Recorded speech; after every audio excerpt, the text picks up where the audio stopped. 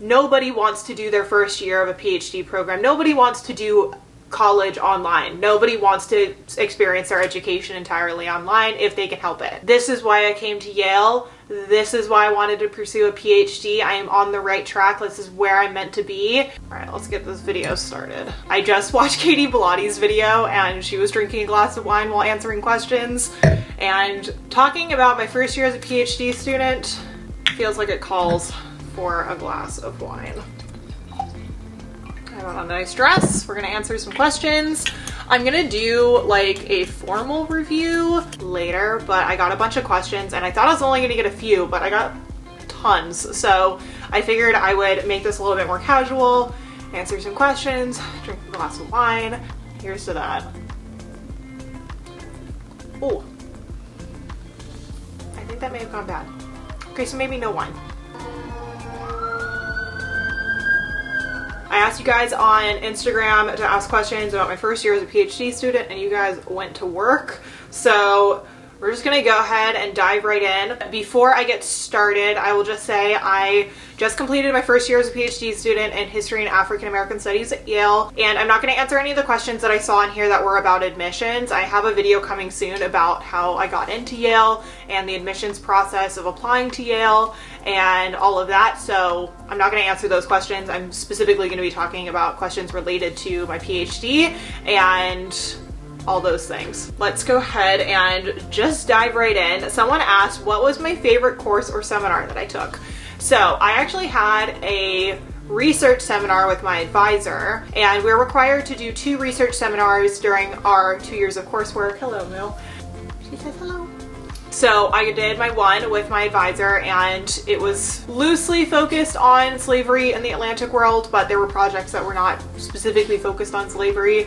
There were 4 students in the class, and we worked directly with my current advisor on developing something that could be published into an article.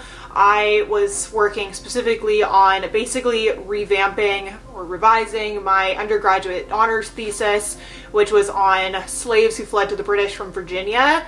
And it looked at this evacuation record and required a lot of quantitative analyses, and it was a really fun paper to work on again, and I really missed that project. So it was really nice to get to work on it, and also I loved the structure of the class. I ran out of space on my SD card, but I think we should be good to go now. I really enjoyed the class. We worked on the project very thoroughly, and it was nice because we had multiple rounds of revisions that we had to turn in.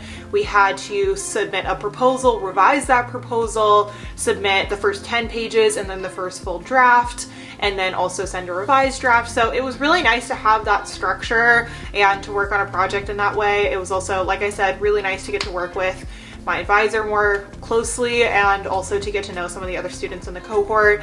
I found that that was the most interactive class that I had, especially because we were on Zoom. It was just nice to have a slightly smaller group. This one person asked a bunch of questions about the Ivy League, but anyway, they said, does studying at an Ivy give you any specific advantage? What are they? So I wouldn't say like studying at an Ivy necessarily gives you the advantage. I would say your department matters a lot in PhD programming and your possibilities of landing a tenure track job in the long term. Retention data, attrition data, all of those things were things that I looked into when I was applying to PhD programs, and I specifically applied to Yale because of the resources that they had. So I would say like a specific thing that Yale had that none of the other Ivies did was, for example, the Gilder Lehrman Center, which puts on public programming for the study of slavery. That was something that was really important to me. Most of the Ivies do have history and African American studies programs, but this was one of the only programs that I found that was actually joint and that I could receive a degree and receive training from both departments.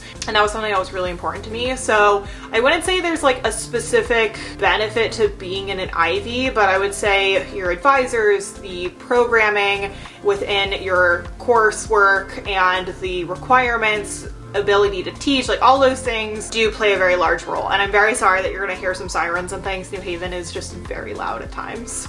When will I be ABD? So in case you don't know, all but dissertation basically means that you are officially a PhD candidate, which means that you have passed your qualifying exams and you have also been accepted with your prospectus. So that's about 2 years away for me. I have 1 more year of coursework, and then I'm going to be TFing, working on my oral exams, as well as working on my prospectus. So I would say by the 4th year, you're meant to be ABD, and you're meant to be technically a PhD candidate, in which case you're meant to begin work in the archives and those types of things. But every program is slightly different. This is very specific for PhD at Yale in history. This is an interesting question. I think it might be one of the most interesting ones that I got. Is a student actually dismantling elitism in education while studying at an Ivy League? Does it clash? I think it absolutely does clash. I think that it's a catch-22 in a way. Like, you want to be in these institutions to dismantle these structures of elitism, but you're also part of these programs, and so you're buying into this classist, elitist, racist, sexist system,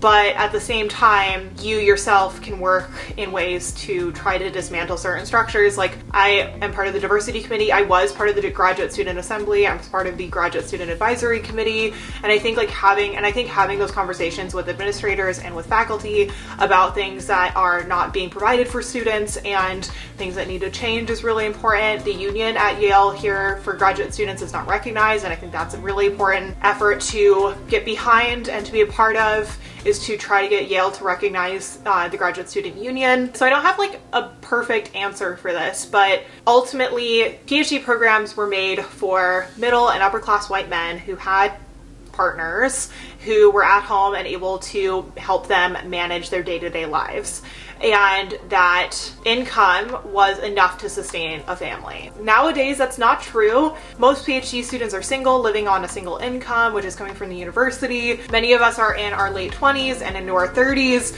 but there are also many that are older than that, and we have to care for ourselves in every single way. And so I would say that the system was not necessarily designed for the PhD students that are coming into these programs, in which case it is our duty as PhD students to continue to combat systems that make it difficult for us and our colleagues to succeed. But I think it's a lot easier to get things moving while you're inside and you're the ones being impacted than just criticizing the system of elitism that the Ivy League represents.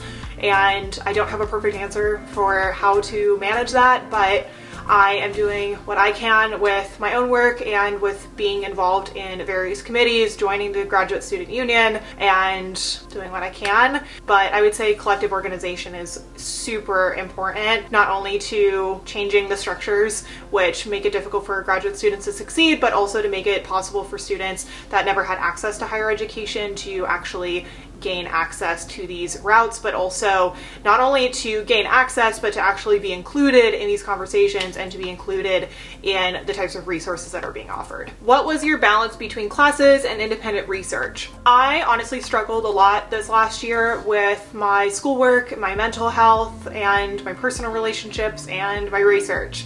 So luckily, the one project that I was working on with my advisor in my research seminar was something that I am hoping to get published. I need to do a ton of revisions. He sent me comments back and I have a lot of work to do, but I really liked getting to work on that project. It was a lot easier for me to work on projects that were within the confines of the coursework I was doing. I really struggled to work on external projects because the course load was really heavy. So it was really challenging to maintain my momentum with the course load.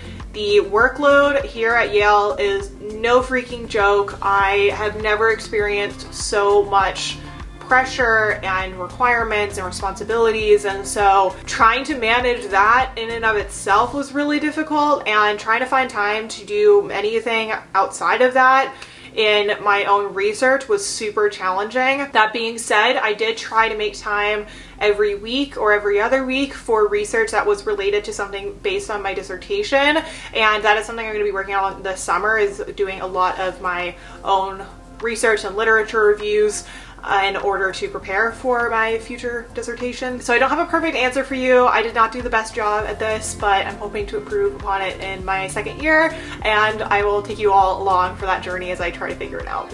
Someone asked, have you studied British history in Yale or at Oxford? Everything I do is pretty much Anglo-American history. So I look at the English legal system in the 17th century. So yes, I have studied British history pretty much my entire time as a student, or at least as a higher ed student. I love this question. Someone asked, how has Moo helped you during your first year at Yale? She is truly a godsend. I could not do it without her. She is what keeps me going. This year, as I'm sure many of you have experienced as well, was one of the most difficult I've ever experienced. I was here alone in New Haven, and while I am a very independent person and I do enjoy my own company, I could not have done it without her. I would have very easily moved back home. There were times when I was feeling really lonely, and I'm really glad that she was here with me. Having her and having to attend to her needs definitely made it so that way I was able to attend to mine. I'm not somebody who would actively remember to like go for a walk during the day. I would just kind of get stuck in my work, but because she needs me to go outside, because she needs to go out, I managed to like go out, get out of my head, leave my phone here, and that I think was really important for my mental state. She has earned this degree as much, if not more, than I have. All right, Grace, one of my friends from Boston, she just asked, best and worst moments. So I'd say one of the best moments, I had just gotten out of a research seminar and we had talked to one of my advisor's previous students. She's now an assistant professor, and she's telling us about her process getting published for the first time. And I remember leaving that class just feeling so excited and so on fire and like ready to research, ready to read, and all of those things. And I remember having a moment when I had left the class and thinking to myself, this is why I came to Yale. This is why I wanted to pursue a PhD. I am on the right track. This is where I'm meant to be. And I've had a couple moments like that. They are less than if we were on campus, if we were in person, but ultimately I have had some really wonderful moments within this program so far, and this summer I have been able to hang out with some of the students in my cohort. I'll tell you guys a little bit about that later, but now that we're all vaccinated, we're able to hang out, being able to just meet with people and talk about history. I cannot tell you how truly happy that makes me. I love history, and although this year has really made me doubt myself and whether or not I should be in this program at all, I will say that having other people to talk to about history and our love of research and all of that has been, one, necessary, but two, just so wonderful. And then in terms of hardest moments, I will say in the past year I have had a few moments where I questioned whether or not I should be here at all and whether I should just drop out. Like, should I just move back to California? Is this the right track for me? And so it wasn't like a moment, I guess it was more of a feeling that I was really not used to. I have only ever had this feeling once before, and that's when I was at Oxford and I had to file a harassment claim while I was there. So this didn't compare in the same way because obviously the circumstances were immensely different, but I would say just the feeling of doubt and the feeling of wanting to know whether this was right for me after having spent so much time and so much energy making it here. But I'm really glad that I stuck it out and took the time to reflect, and this is where I'm meant to be, this is what I'm meant to be doing. I have no doubts about that. Me having those doubts is reflective of imposter syndrome, but also reflective of this year just honestly sucking. Like, it was awful. Nobody wants to do their first year of a PhD program. Nobody wants to do college online. Nobody wants to experience their education entirely online if they can help it. I did online community college, but I also had a social life. I also had a full-time job, and so I was around people, and being without that this year has just really been awful. And I recognize that a lot of the things that I was facing and the doubts that I was having were because I was just stuck in my head and in my own apartment alone and without people. And so that's, I would say, was the hardest part to combat, but ultimately I know I made the right decision to be here, and I'm really glad that I am in this program. I got a lot of questions about how the workload compares to my master's program. Guys, I can't even I can't even tell you the difference. My master's at Oxford, other than my dissertation, was really not that challenging. I didn't feel that challenged by my program, and I think it's just the way that it was structured. I wasn't quite used to classes being that loose-ended, and the way that the grading system worked kind of confused me, and I can talk about that in another video sometime if you guys have questions about the Oxford system, because it is weird. I felt like I worked so much harder in undergrad than I did when I got to Oxford, and then now that I'm here, like, this is like my undergrad experience on cocaine. Not only is the workload significantly more, just in terms of readings and all of those things, but the expectations are just so much higher. And not only that, but it's not even the expectations of the program necessarily, it's also the expectations that I've put on myself.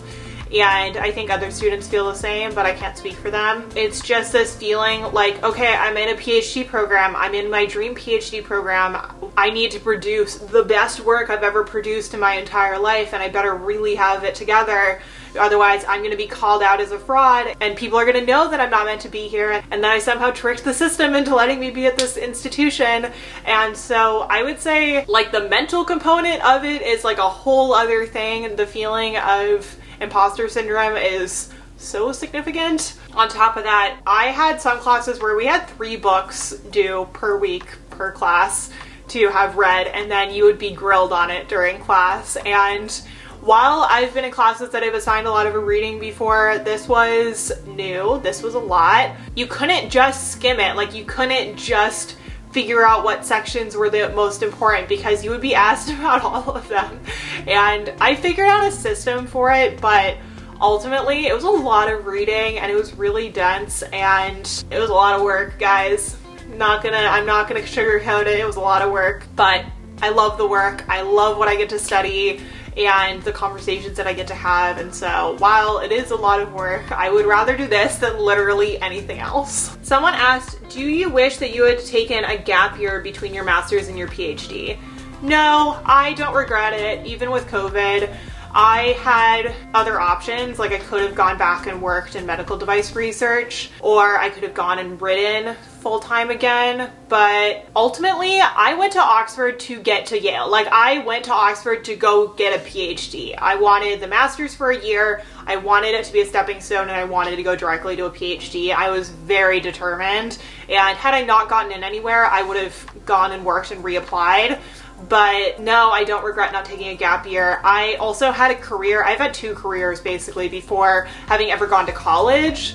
So I know what it's like having a career and being an adult, and I know what it's like working in corporate America. I know what it's like working as an athlete, and I chose this very deliberately. I actually think this question is quite relevant. How did your master's degree teachings contribute to your PhD studies? So one thing that I thought was so useful about my time at Oxford, and that really helped me, was that I had to perform independently at Oxford.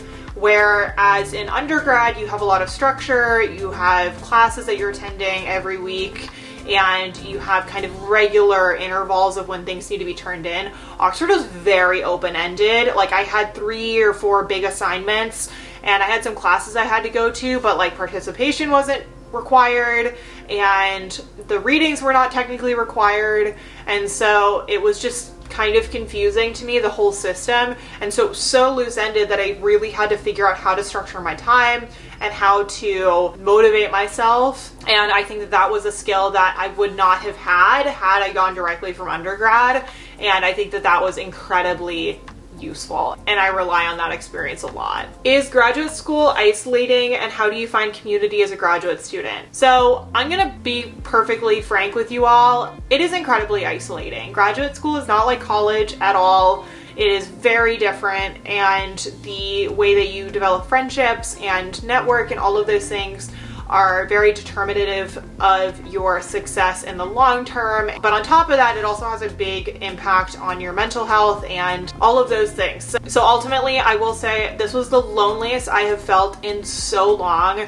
When I was 18, I moved out of my parents' house in order to pursue a job about 2.5 hours away. And that, in my opinion, was like the most isolated and depressed I've ever felt this was very close. I wasn't quite in the same mental state that I was then, but this year really tested my ability to maintain my sanity independently. But luckily, thanks to YouTube, honestly, I have made such incredible friends that I've hung out with on Zoom and that have become a crucial part of my day-to-day life. And had I not had that, I honestly don't know what I would have done. But ultimately, you have to be very proactive about networking and about making connections with your cohort and all of those things. They're not going to make those relationships for you. I discovered that, like, even back in college, if you do not actively seek out friendships and you do not actively seek out community, it's not going to just absorb you. You need to make the decision and seek out opportunities for connection, because otherwise you will be like me and you will go weeks on end without seeing a single soul other than the local barista, and that's the reality. But if you are actively seeking out opportunities, like going to public lectures, going to conferences and those types of things, you will find community, you will find your people. And I will say that now that my cohort has been vaccinated, we've been hanging out, getting drinks, going to dinner, and that has been so wonderful, and I feel so much better. I feel back to normal, honestly. I know that things are not entirely opened up yet, but I truly feel like I'm back to my normal self a little bit, and I think that's partially due to that I actually get to see people. So it is isolating, but it doesn't have to be. Someone said, how did you handle mental health issues caused by COVID or life and not fall into a spiral? I'm not gonna lie, I felt like I did fall into a spiral this last semester. I had a really hard time. If you guys saw my life update video, I'll have it linked here, but I went through a breakup with my partner who I had dated for 2 years. I had a really hard time with my kind of mental state with my schoolwork. As I said before, I felt like I maybe should drop out. I felt like I maybe shouldn't be here. Ultimately, I knew at the end of the day why I was here, and that this is the work I truly do want to be doing. And it's hard. Like, it is hard work every single day, and it is so hard to tell yourself to take rest and to be kind to yourself when you feel like you are meant to be productive all the time. But ultimately, you have to remember why it is that you are doing it for yourself. And for me, I'm doing this because I freaking love history. I obsess about it. I could read about it all day. And there is this feeling in my gut, and I cannot explain it other than it's just this need, like this strong connection to research that I can never let go. I have always been this way. I used to obsess about the Titanic back in the 3rd grade and would spend hours reading and watching documentaries and things, and I've just always been that way. And so the fact that this is my career, like this is what I get to do all day, that is what keeps me afloat. That is the reminder that I need in order to keep myself afloat. I have had moments where I've spiraled, but I think that my friends have really been there to help me. I have a really good support network, which I am really, really privileged to say. I feel really lucky that I have a really wonderful family and friends that are here to support me, and also the community at Accepted Consulting, not only the people that work for Accepted Consulting, but the members of things like the Accepted Society. Like those girls are what keeps me afloat. Being able to study with people with the accountability workshops and those things, that's how I maintained my momentum and my motivation. And my mental health did suffer this semester, I'm not gonna lie. I really am looking hard for a therapist around here. I haven't talked about this on my YouTube channel at all, but I've been looking for a couple months and everybody has been booked up, but I'm doing what I can in order to get the help that I think I will need in the long term. Mental health is something that I really do need to prioritize, and I think we all need to have a very open and honest conversation about. So yeah, that's what I have to say on the matter. Here's the last question I'm going to answer. How do you imagine the next few years of your degree are going to go? So next year I have to finish out my coursework, and I have requirements for history as well as for FAM. So I have to get 2 reading courses as well as 2 out of period courses out of the way for my history requirements, and then I also have to take a AFAM literature and an AFAM social science course for my African American studies requirements because I'm technically a joint degree student. I belong to both departments, and my education comes from both, and so I will be satisfying my AFAM requirements this fall. I have a Black literature class that I'll be taking, as well as an urban ethnography class, and I'm still trying to figure out the third class, but I think I'm going to take a class on race and medicine in Empire. Then I will take a research class in the spring. Technically, I could finish up my coursework early because I have my master's degree, so I don't technically need to do spring semester, but I still need to talk to the DGS and see how it is I could possibly navigate that and hopefully lessen some of my workload so I can begin working towards comprehensive exams. So I have my oral exams in my third year. Some people take it earlier. I think I'll probably take it my third year. And then the summer between my second and third year, I will hopefully be doing archival research. We'll see where that leads me. I don't quite know where my archives are going to be yet. I talked to my advisor about this, and that's why I'm doing a deep dive into the literature this summer. And then the third year, I will be TFing, so I'll TF for my advisor. So every school calls it something differently, so it's basically a teacher's assistant or a teaching fellow, and I will be helping to teach that class to my advisor, and then I will probably teach another class in the spring, and then I will be working on my oral exams and my research prospectus, so that way I can become ABD and begin working on the dissertation. So I have a lot of work ahead of me. But those are the next 2 years for certain, and then after that, I'm not entirely sure. I know the project I'm going to be working on for my dissertation. I'm very set on it, and I'm going to do everything I can to work towards that. And from there, I'm not entirely sure. I think that ultimately, once I do not have my kind of geographic requirement where I have to be in New Haven, I will likely move down to Washington, D.C., or honestly wherever my archives are. I'm not entirely sure. So that's kind of the what's what of what's going on and where I'm headed. A lot of it's very planned and structured, and then a lot of it's also very loose-ended.